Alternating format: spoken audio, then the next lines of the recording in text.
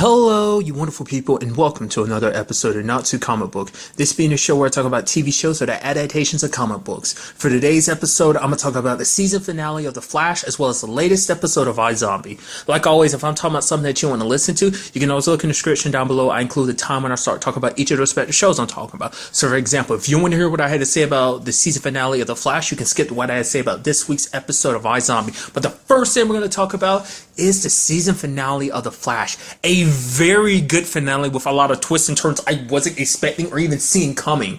Obviously, the top one off, it's like I was wondering how this whole Iris situation is going to go about, because it's like, because obviously I knew the ramifications. Like, Barry can't go back in time. I mean, even doing the whole snort thing last episode was kind of, you promised you weren't going to do that anymore. But then again, I was like, but how is he going to get around this whole Iris dying situation? It's like set in stone now. Like, the moment she woke up, I was like, oh, did she have something on her? It's like, because she dropped, like, the drumsticks and everything. It's like, oh, did that guard her or something? Like, what? Like, what? How did she survive? It's like, oh, the reason why she survived was because it wasn't her. It was HR he replaced. I was like, what? I was like, dude, that's crazy to me. Like, because I didn't see that coming, because I was so sure it's going to be some time travel or something that would be like the result of like saving Iris. But for HR made the ultimate sacrifice. I mean, mainly it was because he felt guilty, because it's like, oh, it's my fault for Iris ending up in that situation in the first place. I had a feeling like he was going to sacrifice himself, but I thought it was like, oh, I'm going to try and take this opportunity and hurt Savitar. I thought that's what the whole point of stealing the blade was. I mean, granted, it turns out that was all for the purposes of being able to track Iris down. I mean, can't tell Barry and the others, because, you know, the moment he told Barry, Savitar would know.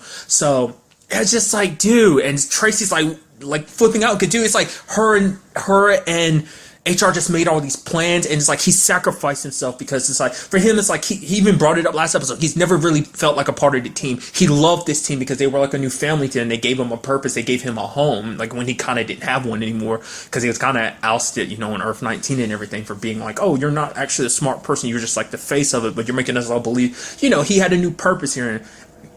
And even though he wasn't the smartest one, but he was always there, he was reliable, and he came through in the end when they needed him most. And it's like, dude, that sucks. And so basically the rest of the episode is deciding, like, how do we deal with the whole Savitar situation, which obviously, like, he ends up kidnapping Cisco because he needs Cisco.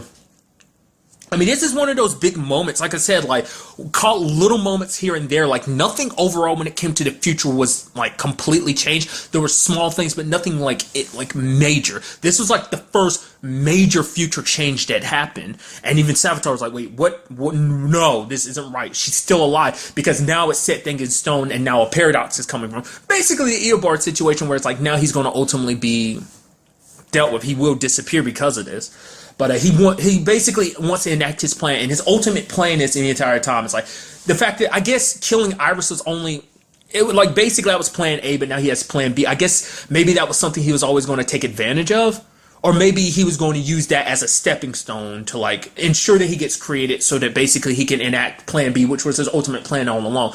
Basically, he wants to take the Speed Force cannon, open up a hole to the Speed Force, then be shot with the modified beam, so he can scatter himself all across time. At every point in time, he could exist and be all over the place, never having to travel there, because he will exist when in every moment of time. That basically time itself will become, like, his consciousness will be all there is for time. In a sense, it's basically like him trying to become the new Speed Force. I thought that was kind of what he's going to try and go for, was like fusing with the Speed Force to become it, which I guess towards, like, obviously not breaking it down scientifically and stuff like that, but I guess you could argue that's kind of what he was doing. I guess in my mind, I never really thought about the fact is that the Speed Force is so heavily connected to every point in time like that. It's just like opening up, but then again, it's like what it is. Its essence is connected to time, it's connected to speed and everything. So obviously, it's got its hands, its fingers in every aspect of time, and like going back to the whole point of being omnipotent and everything. So, I mean, that's all Savitar wants to do. But Barry ends up talking to him. He's like, you don't have to do this. Like, he's like, I know deep down, you know, you are me. There's still parts of you that are Barry. Ends up telling a story about him and his parents, like, wanted to, like, kind of basically some things went wrong, but at the same time, it ended up being one of his favorite memories to think back to. And he's talking to Savitar. He's like, dude, you don't have to be this way. The fact of the matter is, you can be good, like, because there's a part of me that's in there, so I know that you're still Barry, you know? Trying to change him, which obviously the team wasn't receptive to, especially Tracy, because she's like, I'm not going to help him. He just killed HR. He literally stole my future from me. There's no way I'm going to help him. But for Barry, it's like, because what Snart said last episode is like, you don't have to be like a bad guy to win against the bad guys. Like, you're a good guy ultimately. Let that be your guide. Let that be all there is for you. And so he's trying to find another way to defeat his enemies, because like when it came to Eobard, when it came to Zoom, all he had was anger at Eobard for killing his mom, anger at Zoom for killing his dad. And it's just like that rage pushed him to punch and run faster, each time. So he just didn't want this to kind of be a repeat of that situation, because he's like, hate, all that does is it doesn't solve anything. So he wanted to try find a different way, which I thought was going to work, because he started kind of noting a little bit with Salvatore, which kind of brought up some interesting things. He's like, so where's my place in all this? They're like, what? It's like, what's my life going to be like? Am I going to be here helping you and everything? And it's like, what does that mean? How do we explain there being two Barry Allens? They're like, honestly, we didn't think this far ahead. It's like, well, what about this? Like, like when I obviously get invited to the wedding and everything, it's like, do I sit on the bride's side? Do I sit on the groom's side? Where? It's like, I didn't even think about that. Like, because to me, I was assuming like when it was all said and done, oh, well, you can go, basically it's like decide your own life. Maybe you decide to go to a different Earth, become the Flash of that Earth, and be a hero. I was kind of thinking, I was like, oh, maybe we'll find a peaceful solution to this. Of course it's not. Basically, he's playing alone. I mean, there was part of me that was thinking, like, even when it was all said and done, maybe there was part of me that was kind of wondering, maybe that was, like, there was a part of Barry in there talking that was like, hey, I do want to give this a chance. Because it's like, the fact of the matter is, I tried to kill Iris. I killed, HR, and Iris was basically like, hey, then you'll have to live with that, because for him it's also like, the fact is I have to stand here and watch Iris be with a different Barry. Like, the fact of the matter is I have all these memories of like proposing to you and being in love with you and everything, so that kind of complicates things. But I was like, oh, maybe he'll end up becoming a hero. Nope, it was all ploy. Like I said, I do want to give him the benefit of the doubt and think that maybe on some level he was there, but then I mean, who knows, maybe it was all a ploy to see like what they were really up to. Maybe he was thinking like Barry was trying to trick him. It's like, okay, so this wasn't a trap. You're literally trying to be good and try and do this, but it's like, screw you, go through with my plan and everything. Which luckily for Cisco, Gypsy showed up and everything. He's like, I was trying to talk to Caitlin and everything. She's like, I just saved your life, dumbass. And he's like, whoa, how'd you vibe that I was in trouble? She's like, we're connecting. And we're like, ooh. And the Cisco kind of has to calm down. He's like, oh, we're connecting, huh? So, but there was a moment. It didn't go down the way I wanted to. It was leading there. It was like we had three speedsters because Jay got out of the Speed Force because of Cisco tampering with the Speed Force cannon. So it basically, in his words, acted like a skeleton key. So we had Wally, Barry, and Jay chasing after Salvatore. It's not the big climactic fight I was kind of hoping for and wanted. Like, but you got three speedsters chasing her.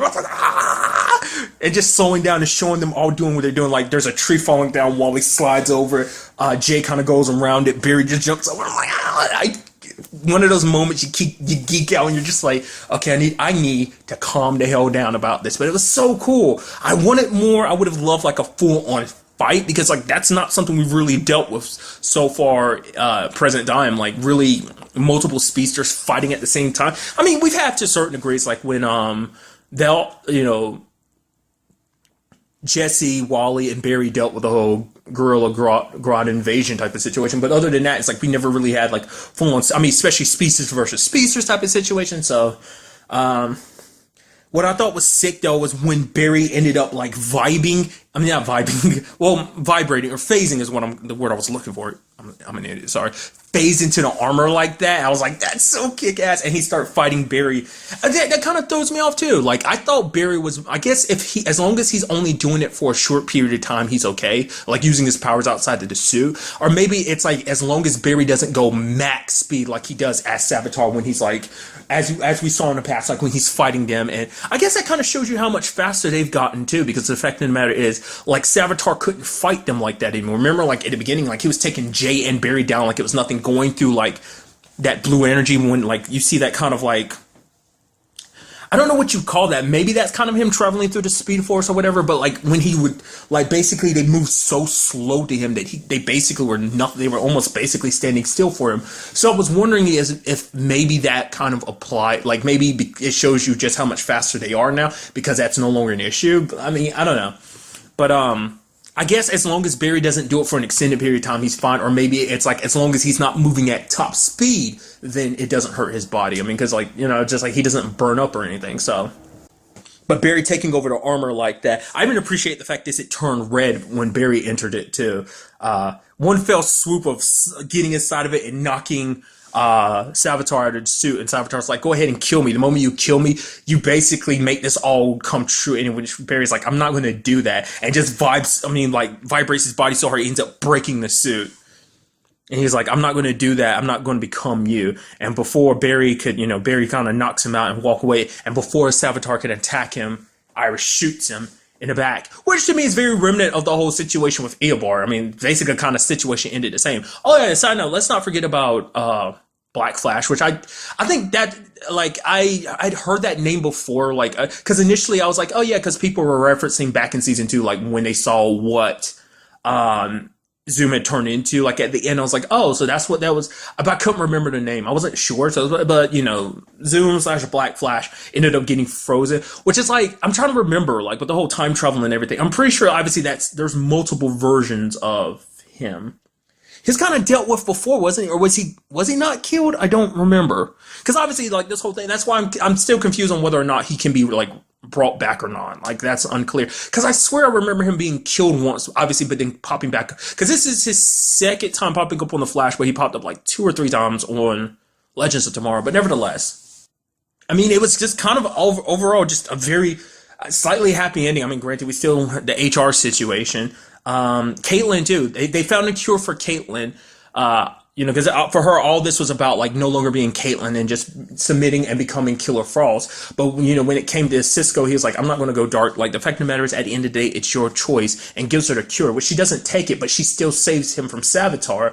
So later on, she's like, I'm not Caitlyn, nor am I Killer Frost. I'm just kind of somewhere in between. She still looks like her metahuman self, but she's kind of Caitlyn. But it's like, she's like, I don't know who I am, so she's not coming back to Star Labs. Like, she has no home because Caitlyn had a home at Star Labs, but she's not Caitlyn anymore, so she has to leave, and it's just like, that sucks, dude. Like, especially for Cisco, he's like, I don't want to let you go. Obviously Julian doesn't want to let her go either because it's like, that's a woman he loves, and so they both, I mean, everyone cares about her deeply, but for her to have to go now, giving HR a burial and a farewell. I guess in some way you can almost look at it as very messed up. The fact is that they got Earth 2 Whales to come and talk to Tracy about this whole situation. And it's like, in a way, that's kind of messed up, especially because he had explained, like, yeah, I'm not HR, I'm Whales, different Earth. And I kind of haven't explained that, but it's still like a little messed up getting the person that has a similar face. But then again, like, if maybe her guard will be a little less up if it's someone that has a face like HR. I guess that's kind of the mentality. Like, that because him and HR, even though they're different, they still kind of have the same mindset, and that they would do whatever it takes for the people that they cared about. So Wales could, he's like, I am kind of HR, so I know and I understand him. Like, I guess that's more so the mentality that we're going for. So then, obviously you think like, oh, like for me, I kind of already went into it. I'm like, okay, there's time left in this episode. Something's going to go wrong. There's got to be like the season finale stinger or whatever. And basically, Iris and Barry are like happy. It's like, okay, we're going to get married. Granted, it did kind of interest me that basically during the newspaper, it's like, oh yeah, it said Iris's name again, but in 2024, it still says that Barry's going. So it's like, what does that mean? We still don't know why he vanished in 2024. I mean, granted, maybe he left to kind of deal with something else. Maybe things have changed because of the whole. Maybe it's similar circumstances, what I'm trying to get at. Because, I mean, obviously, like, Barry and Iris, we're getting married and everything. We're still going to go through it. But it's cut short when basically there's ramifications for pulling Jay out of the Speed Force. That trap, it kind of throws everything off balance. And now that energy is bleeding off into this world. I was like, oh, that's going to set up the problem. It's like, are we going to, like, is this going to be almost like a particle accelerator thing? But it's like, no, it has to be, to bring balance back, they have to put someone back in that cell. And Barry volunteers, which everyone's like, no, you don't have to do it. He's like, I have to. Because this all happened because I created Flashpoint. So now this is my way for redemption. He's saying goodbye to everyone, saying goodbye to Iris, telling her not to just wait. The fact of the matter is, if she needs to move on, she has to. Like, the fact of the matter is, don't just wait for him. Live her life. Leaving everything in Cisco and Wally's hands. Like, hey, you guys, this town will have a Flash with you, Wally. And it's like, Cisco, the team's going to be looking to you to be there. So,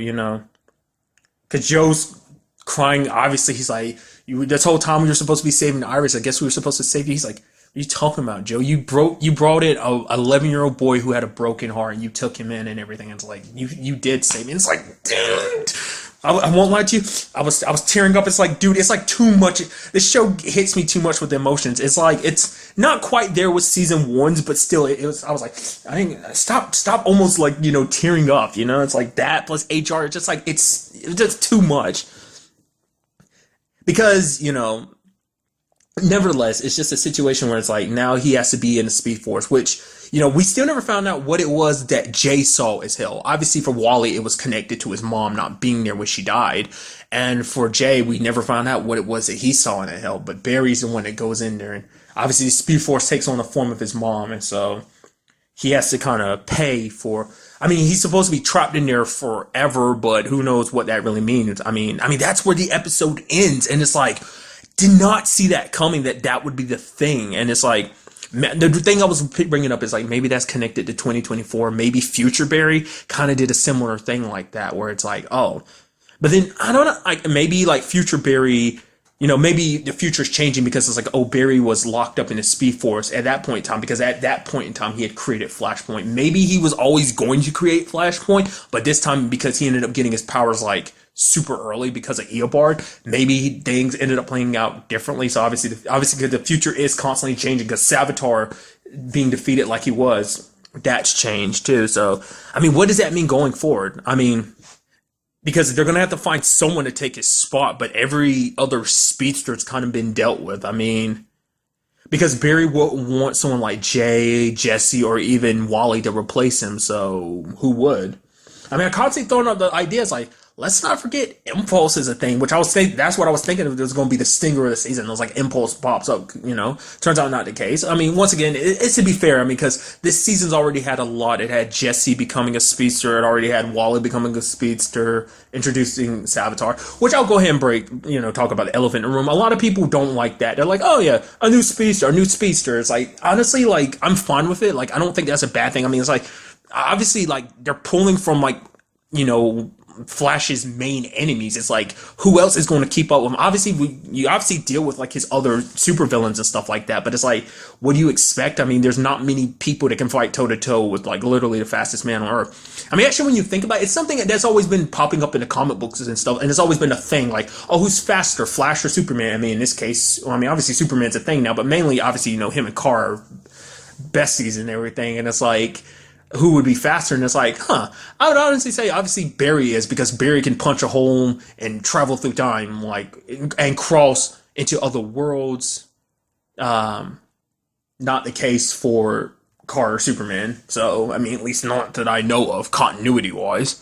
So it does bring up very interesting developments. Like, what does this mean? How long will Barry be inside the Speed Force and everything?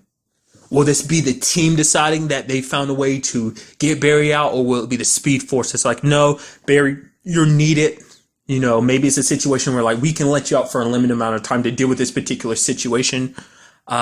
Maybe you even have a point where it's like a villain in the future tries to take on the Speed Force and starts killing it, so it's never, and I don't know. Like, I'm very curious to see what they decide to do with it. Don't know if the show's being brought back for a fourth season. I really hope so, because I love and adore the show. So I've got my fingers crossed hoping for it. But it's like, where would you go from here?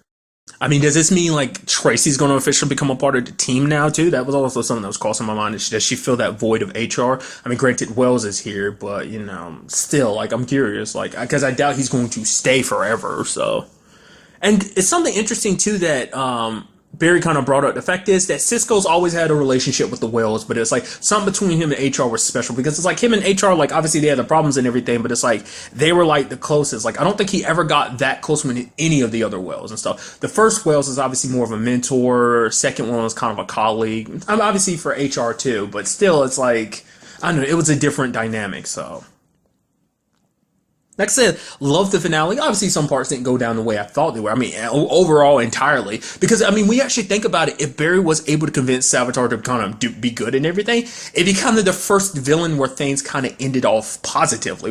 What I mean is, the fact is that,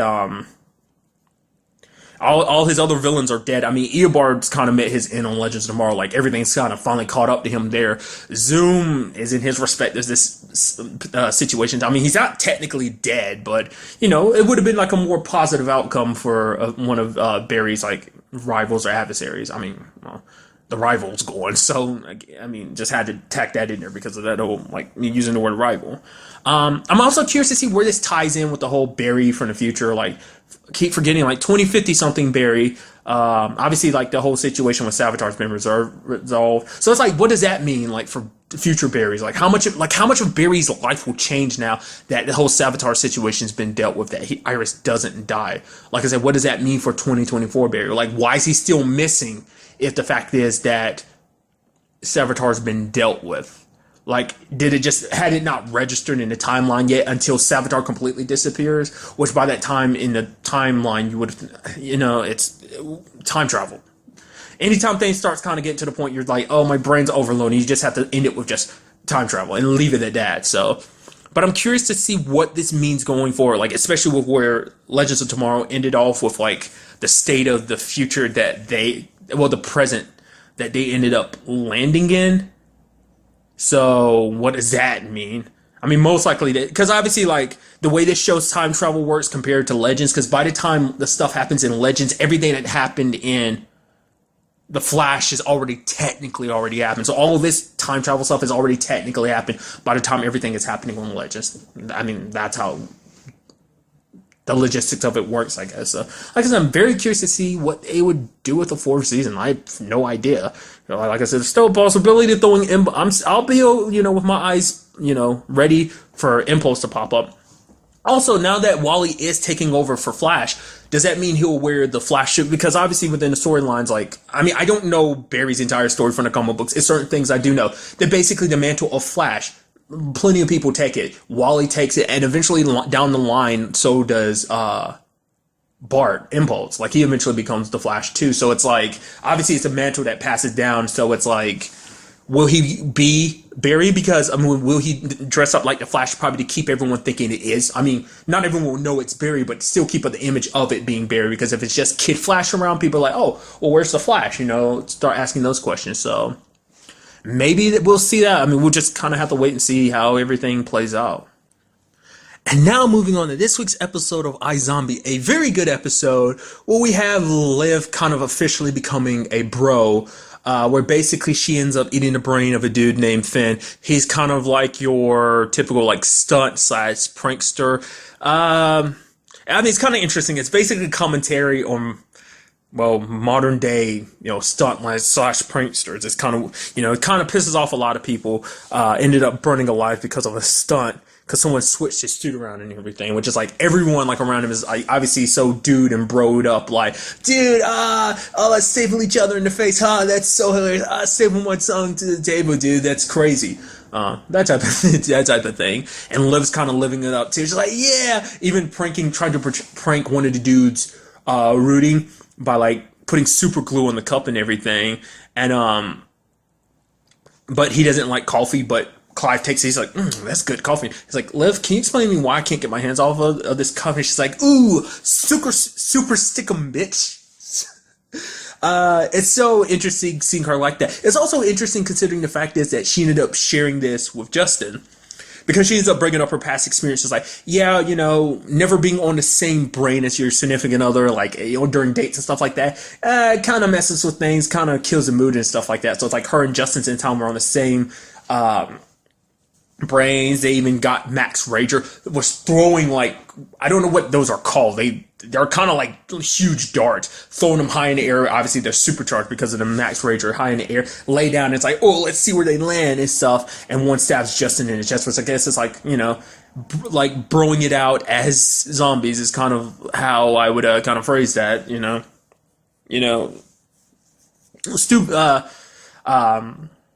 obviously we end up finding out the killer behind Finn is Rudy, which is kind of like, because that was a sticky situation, because basically the prank and everything, because everyone's like, oh yeah, everyone on the team loved Finn and everything. It's like, not everyone loved him. It's like, it's one of those situations where it's like, oh, it's fun in games until you kind of do some terrible shitty stuff because it's like, oh yeah, like Rudy walked in on Finn having sex with Stasha, and then there's a whole like he obviously like Finn kind of plays it off. He's like, oh dude, yeah, it's just a prank, bro. It's not even real. Obviously Stasha's in on it. Which Rudy's like, really? She was? It's like, yeah, come on, bro. But he looks to the cameras like, no, and it's like, so did he really do it or not? Later on, you find out he did, but it's like obviously you know he really did because she was like, wait a minute, you're recording us? That didn't seem like acting. That seemed like, I mean, I know it's kind of funny me saying like, oh, that doesn't seem like acting, even though it's a show. It's super meta me saying it like that, but it was like I had a feeling like she was lying about it. And on top of that, what really set him off is finally like, oh,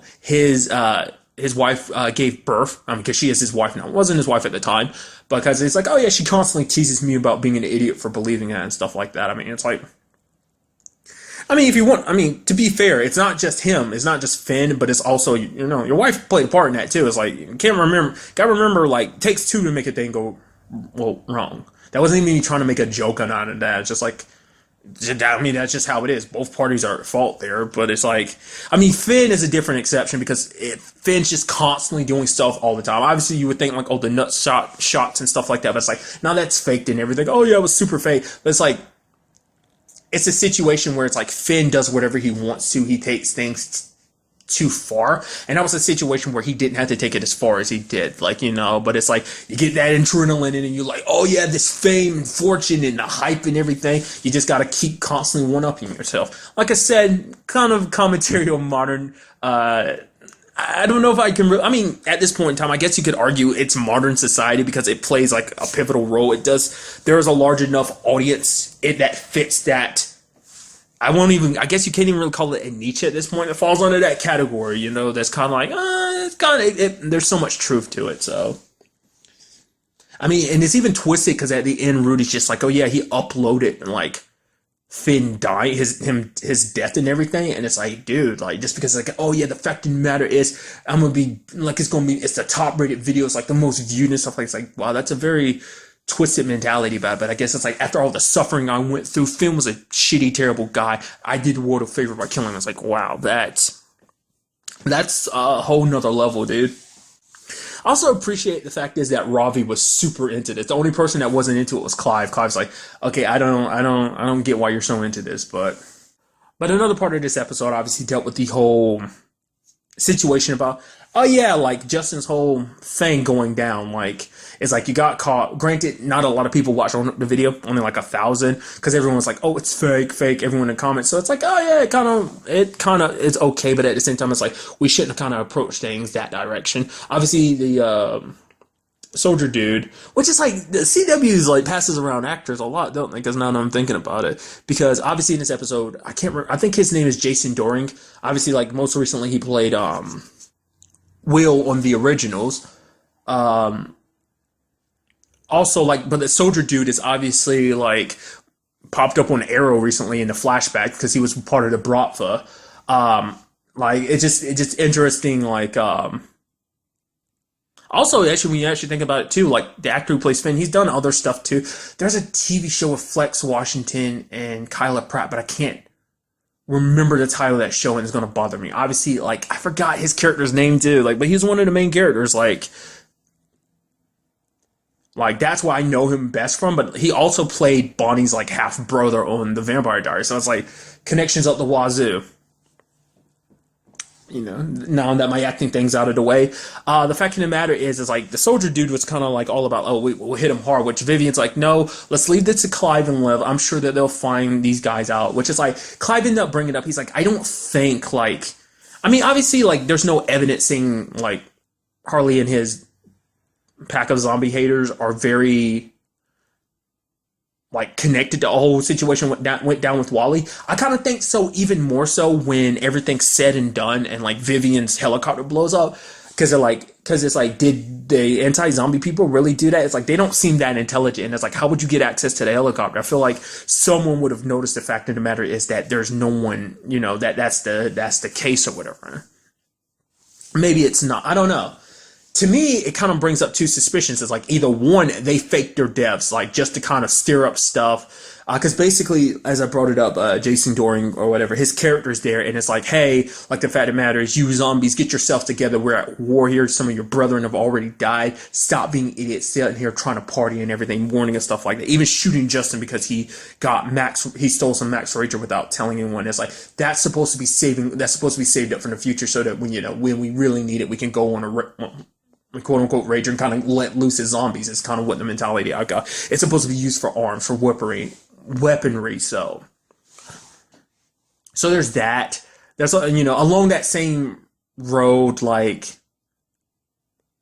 maybe it was kind of like to be like trying to get everyone motivated by saying like, oh, we died and everything. That's like top two people related to Fillmore Graves. Another part of my brain is like, because we do find out that I forgot her brother-in-law's name, but apparently like he's going to be the next one in charge and everything. Not unless it's supposed to be Jason Doring's character. I don't think it is, but it could be. But or it could be that obviously a route that I'm kind of also thinking it's a tie between they faked their deaths or the fact of the matter is, this third one, and that's there's someone else behind this. Like the whole Wally situation, like Harley and his guys, they're a problem that needs to be dealt with, sure. But I get the feeling like this is above that. Like there's someone else that knows about zombies that went after Vivian and him. But it's like, how would you get access to Fillmore Graves? Not unless it is an inside job. Maybe it's not necessarily for control of the business and stuff like that. I mean, that's another thing too. Like, I mean, to take over Fillmore Graves, I would assume you'd have to be a zombie, but I would assume Vivian's brother-in-law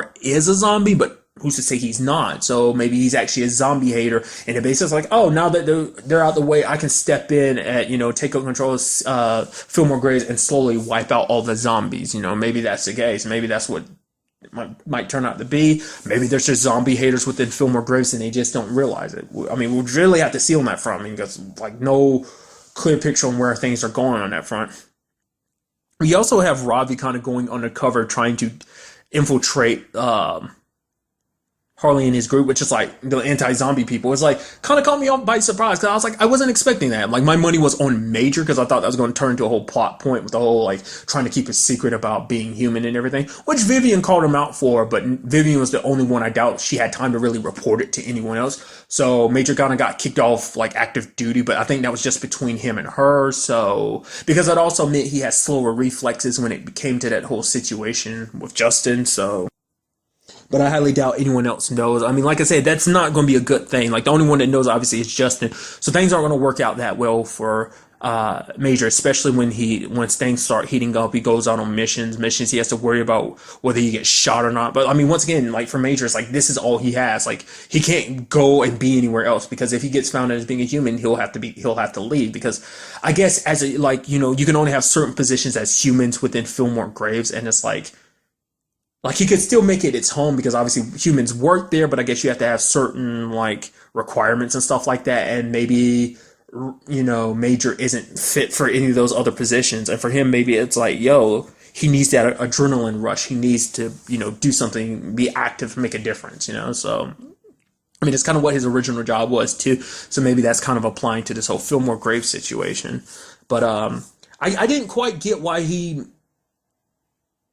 I guess because he has such a high profile, the reason why he didn't do it is because, I mean, like I said, like him being the Chaos Killer to me seemed like it would have been a perfect cover. But then again, maybe like he said basically the whole letting zombies go during their Max Rager situation wouldn't have been good. So I'm curious, like what he meant by that. Would it have been like the fact is that he was associated with it, or the fact of the matter is, because like I said, all the Chaos victims are zombies, at least like tell Harley and his friends that. So I don't know, maybe that, I don't know. Nevertheless, like Ravi's the one that kind of has to go undercover. Initially Liv wanted to go with them, but obviously they're checking heartbeat rates and stuff like that, check and see who's a zombie. But obviously that'd be a complication, especially when Harley kind of walks up and is like, don't I recognize you? Which he met Liv before. Granted, this time she's looking more like herself. It's weird and trippy, like I've brought up before. At least I think I've brought it up before. But I'm always so used to seeing Rose McIver in her makeup that even when I think it was like last season, she ended up like it was. I think she was infiltrating Max Rager, and she was kind of dressing up. She basically disguised herself, kind of tanned herself up, wore a blonde wig to look more, human. She looked exactly like herself as Rose McIver, and And obviously she does it again. So it's still trippy anytime. I was like, right, because it's like, because prior to her doing that, I never saw her without her like makeup as Liv on. So when she did it back in the season two, it didn't register in my brain that that's what that was about. So, but now, I mean, the second time doing it, so it's just, I don't know, just kind of interesting. So, but sadly, she kind of had to back away because she didn't want to get too close. Or she, Hurley still kind of got that look on his face, like, I recognize you, just don't know where. And obviously, Robbie's still gonna kind of go through this alone. So that's not good considering the fact that he's never really had much experience on the cover work and stuff. So definitely going to get interesting and extremely dangerous. So. And there's also Blaine's side of the story, which kind of took me by surprise. I was so sure it's like, oh, the moment he gets a chance, obviously he's going to kill that guy. Apparently not. It's like he legitimately did pay him off and everything. I also love the turn of events being like, oh yeah, like, because I made a reference to that in the video I made talking about, oh, what popped up in season 3. I was like, where will Blaine be, during season 3? And it seems like I was right about bringing it up because it's like, oh, lo and behold, he's back to being a zombie again. The whole reason why I brought it up is because, like, it happens every season. Obviously, at the very beginning of the series, started off human, turned zombie. By the end of season 1, he was human. Season 2, he went from human to zombie, back to human, and now he's a zombie again. Endless cycle. I mean, granted, now he doesn't have to worry about going human again because he doesn't have to worry about the cure situation. Because, granted, the first cure was kind of pushed on him by Liv, so... But now it's like he's kind of a zombie again, and now doesn't even have to worry about the possibility of a cure being a whole thing or not, because all of those are missing, which we still don't know who's behind that. Which is like kind of interesting because Vivian didn't bring it up. The fact is that the cure, she's like, oh, how did you become human again? And she wanted to talk to Ravi about that, which now kind of puts me at a point where I'm like, maybe he's still someone within Fillmore Graves, slip up there. I think I literally did that earlier this season too. Nevertheless, there's that. Plus, like I said, still Ravi's former ball of Scatty. Like, we haven't seen her for a while. So she's kind of shot up to suspect number 1 for me. Because like she's the only one that really have easy access to like Ravi's lab. Like I said, like subsequently she was investigating and stuff like that, so we haven't seen anything about her, so that brings that into question. Now that also brings into question, like maybe she ended up finding out zombies were a thing too, and at some point maybe she's behind all the killings and stuff like that. I mean, she just happens to pop back up, start asking all these questions and stuff like that. Maybe she was trying to see where Liv and Ravi like stand in this whole situation, plus finding out about the cure. Like if she really dives too deeply into it, maybe she'll find out about the cures and everything, and so she's like, oh, the fact is Ravi must know about zombies because he's trying to cure them or something. So maybe that's what that's all about. Maybe that's why she's been gone this entire time, because she's been trying to study the cure to decide like, oh yeah, what does this do? Stuff like that. What secrets are Ravi hiding? But lo and behold, Blaine basically takes his revenge against his dad. Still not killing his dad. Because I guess for him it's like the revenge, like I think on maybe in some twisted way he still loves his dad, so he can't do that. But also I guess it's also to punish him because he ends up dropping his dad down the well. But even in that position, about to be dropped in the well, cement shoes, his dad won't shut up because his dad's like, oh, like making fun of Blaine. It's like, where my daddy didn't love me, he beat me. It's like if I hadn't beat you, you wouldn't be the person that you are right now. You're talking about I beat you and that made you miserable. No, I beat you because you were miserable. It's like, wow. And even Blaine's like, wow, I'll admit that stings a little bit. It's like, so not let someone gets to him first, but it seemed like this might be a situation. I mean, we don't see it that often. Like it's only popped up like twice, like in the entire series, like back in, like I said, season 1, as well as with Fillmore, with Max Rager, and the whole situation of them like starving zombies and them kind of like their flesh pulling off their bones. So I'm assuming maybe that'll happen to Blaine's dad, maybe not. It depends on if someone decides to save him. Sure as hell it ain't gonna be Donnie, because Donnie's okay with this whole situation, this whole takeover, because it's like, Blaine's dad was kind of pushing him out the business anyway. He was handling all the stuff, and it's like, we're supposed to be partners in this. I'm the one that defrosted you, set up this whole thing. But it's like for Blaine's dad, it's like, oh, you're just kind of a lackey. You just shut up. So it's like for Donnie, it's like I'm back to being like I was, in a better. I'm in the same position I was in when I was working with Blaine. So like, what's the whole point of doing everything? Kind of ending up, it's like, oh, I went from lackey to boss, now back to I went from lackey to boss to another boss, and kind of having my own situation to being a lackey to now possibly being a boss again, because now we have Blaine like, oh yeah, you take over operations here, Donnie. I'll handle the whole brain stuff, because now there's dealings between Fillmore Graves and Blaine's dad, but now Blaine's kind of taken over that brain operation. So there's still a possibility of a cure because we do know that he is kind of messing with that too. So I mean, like I said, we still don't know what he's going to do with it. Obviously, sell it to get a profit and stuff like that. But like I said, I don't know. We'll just kind of have to wait and see where that goes. It does make you wonder, why did like a lot of people from Fillmore Graves make that decision? Because they don't really eat brains. I mean, granted, I guess it's part of their process. It's like, oh, these are, no, I'm stupid. They do, because granted, they do their own thing with it so that you don't have to worry about visions and stuff like that. But still, like, I'm sure, like, they can get probably like a larger quantity and quality of brain this way, working with Blaine in them, I guess. But I mean, like I said, we'll just kind of have to see where that goes from there. So. Also, it didn't come up this episode, but obviously Peyton's side of the story too. Like, we're still probably, hopefully, we kind of tackle that next week with that whole case she's working on with the dominatrix with Weckler, like him committing suicide and everything, like that whole fishy situation. Plus, it like putting his brain in some juice so that the visions will last a lot longer and give it to Liv to kind of really. But I guess because it needs to like settle in that liquid for a while before it can really amp up the visions and stuff like that. So hopefully that's something we'll kind of go over next episode. But like I said, very good episode. Very interesting turn of events. But really, that's all I wanted to talk about in this episode. Till the next time we meet, be happy, be safe, live life to the fullest, and enjoy it. Good day and goodbye.